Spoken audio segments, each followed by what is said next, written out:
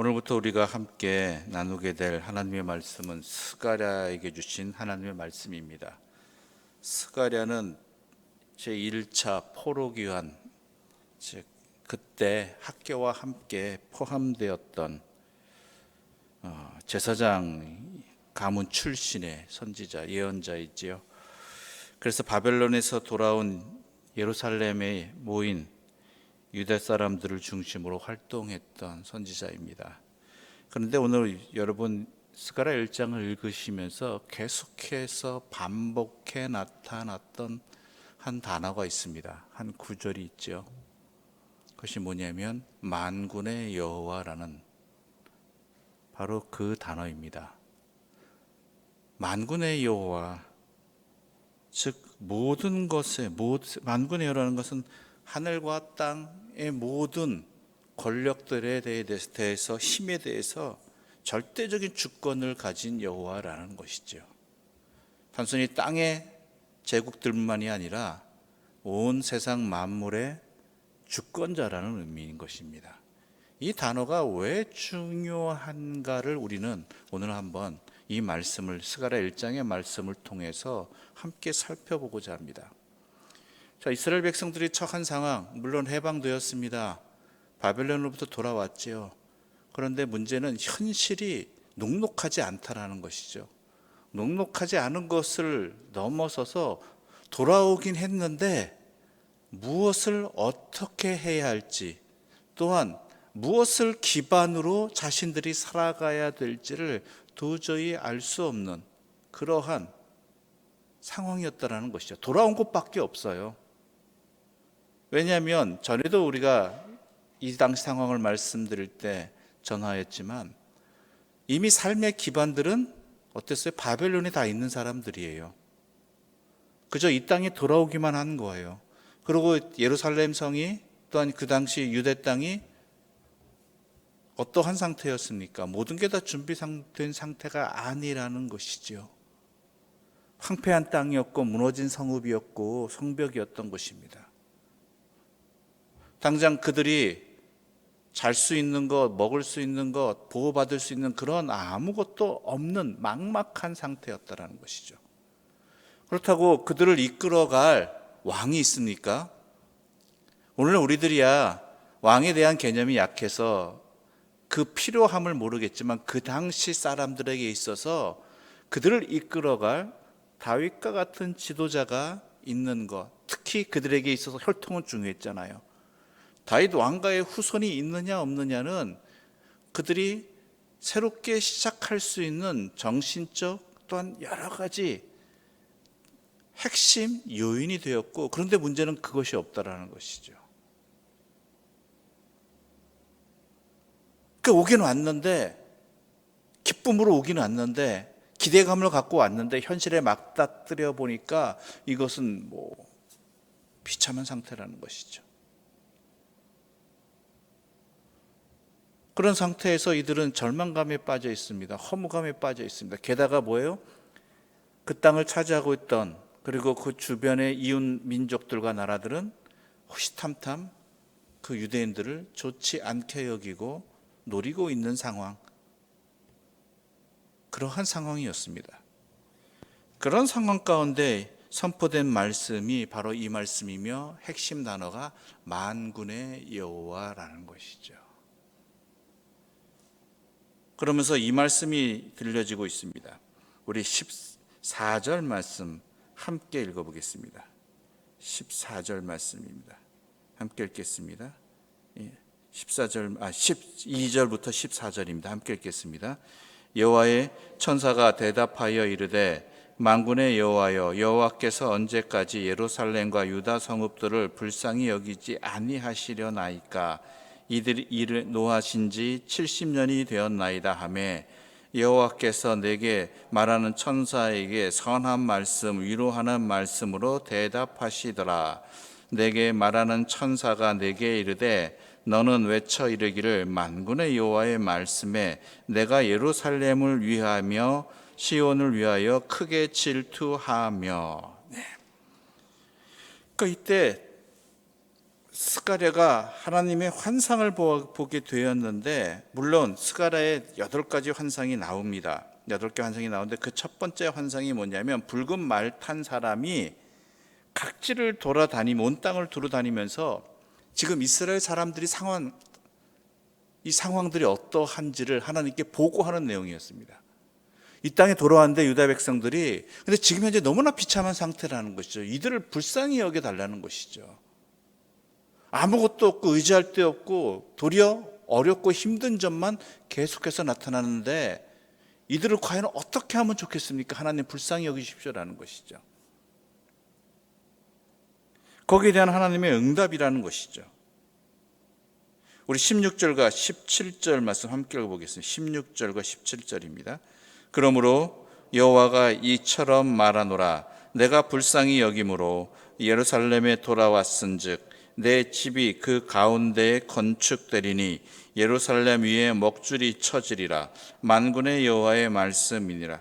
그가 다시 외쳐 이르기를, 만군의 여호와의 말씀에 나의 성읍들이 넘치도록 다시 풍부할 것이라. 여호와가 다시 시온을 위로하며 다시 예루살렘을 택하리라 하라 하니라. 그때 하나님께서 뭐라고 응답하시냐면은, 너희들이 포로에서 다시 이 땅으로 귀환한 것이 전적으로 하나님께서 이스라엘 백성들을 불쌍히 여기셔서이다라는 것이죠. 이것을 잊지 말라는 것입니다. 즉 유다 백성들이 바벨론에서 돌아올 수 있는 능력이 있어서 어떤 여건이 갖춰져서 이러한 상황이 벌어져서가 아니라, 여전히 그들은 어렵고 힘들지만 돌아올 수 있었던 전적인 요인은, 능력은 누구에게 있다? 하나님께 있다라는 것. 하나님께서 이스라엘 백성들을 불쌍히 여기셔서. 이것은 계속 반복되어지는 하나님의 은혜입니다. 자, 이스라엘 백성들의 가장 중요한 역사적 사건은 출애굽 사건입니다. 그들이 애굽의 노예 상태에 있을 때, 절망에 부르짖고 있을 때 그들이 해방되어서 출애굽을 하죠. 그런데 출애굽할 때 그들이 무슨 능력이 있어서 되었습니까? 어떤 자격이 있어서 되었습니까? 아니죠. 여러분이 잘 아시는 대로 전적인 하나님의 은혜였고, 하나님께서 이스라엘 백성들을 긍휼히 여기셨기 때문이라는 것이죠. 그런데 그들이 40년 광야를 보내면서, 출애굽해서 홍해 직전에 애굽 군대가 다시 쫓아와 죽이려고 할 때에도, 잡아가려고 할 때도 그들은 우왕좌왕하고 어찌할 바를 모르는 상황이었습니다. 그런데 어떤 일이 벌어졌죠? 또한 광야 40년 동안 그 많은 사람들이 그 광야에서 먹을 수 있었고 입을 수 있었고, 40년 동안 가나안 땅에 갈 수 있던 요인이 어디 있었습니까? 전적인 하나님의 인도하심 때문이었다는 것이죠. 하나님의 능력 때문에. 그들이 무슨 지혜가 있어서, 힘이 있어서 전혀 아니었다는 것이죠. 지금도 마찬가지라는 거예요.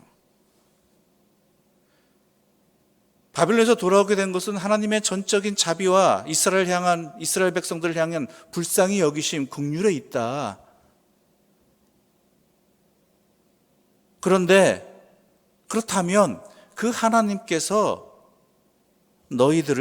지금 너희들이 터전이 없고 물질적인 것이 없고 안정이 없고 땅은 황폐하고 성벽은 무너져 있고 성읍은 또한 다윗 왕과 자신들 이끌어 지도자가 없다, 이것 때문에 괴로워하고 힘들어하고 두려워하느냐? 그럴 필요 없다라는 것이죠. 왜요? 여호와는 만군의 여호와이시니까. 만군의 여호와이시니까. 그러니까 무엇이 먹고 무엇이 부족하고 상황이 이렇고, 중요한 건 그게 아니다. 아무리 없고 더 없을지라도 너희들을 불쌍히 여기시고 이끌어내신 분은 누구시다고? 돌보시는 분은 여호와 하나님 만군의 여호와시다. 참, 그러므로 해야 될 일은 뭐겠습니까? 3절 말씀입니다. 3절입니다. 3절 말씀 함께 읽겠습니다. 그러므로 너는 그들에게 말하기를, 만군의 여호와께서 이처럼 이르시되 너희는 내게로 돌아오라. 만군의 여호와의 말이니라. 그리하면 내가 너희에게로 돌아가리라. 만군의 여호와의 말이니라. 아멘. 뭐만 하라고요? 여호와께 돌아오라. 이것 하나예요. 여호와께 돌아오라. 왜요? 만군의 여호와시니까. 모든 것들을 절대적으로 주관하시는 여호와시므로 그 여호와께서 못하실 것이 뭐가 있습니까? 그래서 말씀하시잖아요. 17절에 보게 되면 16절에서부터 나오는 게 뭐예요? 내 집이 그 가운데서 건축되어지고 예루살렘의 먹줄이 쳐지라. 뭐예요? 다시 세워주시겠다라는 것이잖아요. 그뿐만 아니라 이제 17절을 보게 되면 여호와의 말씀에 나의 성읍들이 넘치도록 다시 풍부할 것이다. 왜요? 여호와께서 다시 시온을 위로하시고 예루살렘을 택하셨기 때문에 너희들이 만군의 여호와께 돌아오기만 한다면 이것 없고 저것 없고 이 상황만 해결되어지면 핑계 대지 말고 이유 대지 말고 아무리 부족하고 없더라고 암담하다 할지라도 여호와께로 돌아온다면 만군의 여호와께서 다시 세워주시겠다. 왜요? 만군의 여호와시니까. 전능하신 분이니까.